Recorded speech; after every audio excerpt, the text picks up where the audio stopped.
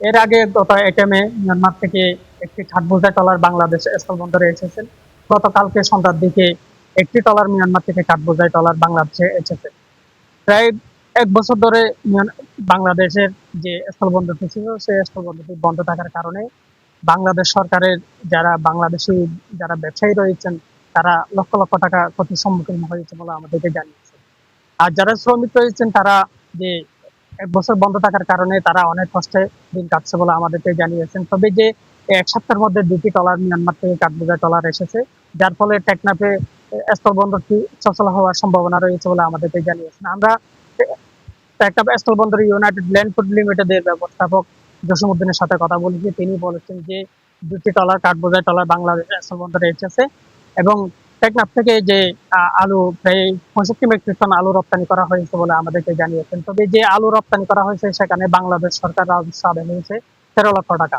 গত ১.৫ বছরের বেশি সময় ধরে টেকনাফ বাংলাদেশ এবং মিয়ানমারের যে সীমান্তবর্তী এলাকা রয়েছে, মিয়ানমারের যে জান্তা সরকার এবং আরকানার মধ্যে সংঘর্ষের কারণে বাংলাদেশ এবং সীমান্তবর্তী এলাকায় যে মংডু শহরটি রয়েছে সেই শহরটি আরকান আর্মির দখলে রয়েছে, যার ফলে মিয়ানমারের ইয়াঙ্গুন এবং আকিয়াব থেকে যে পণ্যবাহী ট্রলারগুলো বাংলাদেশের উদ্দেশ্যে আসতেন সেই ট্রলারগুলো নাপ নদী রয়েছে সেই নাপ নদীতে বাধার সম্মুখীন হতেন, যার ফলে বাংলাদেশ এবং মিয়ানমারের সাথে যে ব্যবসার আমদানি রপ্তানি ছিল সেটি বন্ধ হয়ে যায়।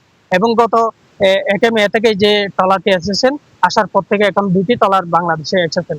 আসার পরে যে ব্যবসায়ীরা বলেছেন তারা আশার মুখ দেখছেন বলে আমাদেরকে জানিয়েছেন। তবে যে টেকনাফ স্থলবন্দর পরিদর্শন করেছেন স্বরাষ্ট্রমন্ত্রী সালাউদ্দিন আহমদ এবং প্রতিমন্ত্রী রাজীব আহমদ, তিনি টেকনাফ স্থলবন্দর পরিদর্শনের পরে তারা বলেছেন টেকনাফে স্থলবন্দরে যারা রোহিঙ্গা শ্রমিকরা কাজ করতেন তাদেরকে বাদ দেওয়ার জন্য এবং স্থানীয় যারা শ্রমিক রয়েছেন তাদেরকে এখানে কাজ করার জন্য বলা হয়েছে। সে সুবাদে আমরা যতটুকু জেনেছি টেকনাফ স্থলবন্দরে এখন বাংলাদেশ শ্রমিকরা কাজ পেয়েছেন বলে আমরা জানতে পেরেছি। এই ছিল টেকনাফ সীমান্ত থেকে সবশেষ সত্য। আবির।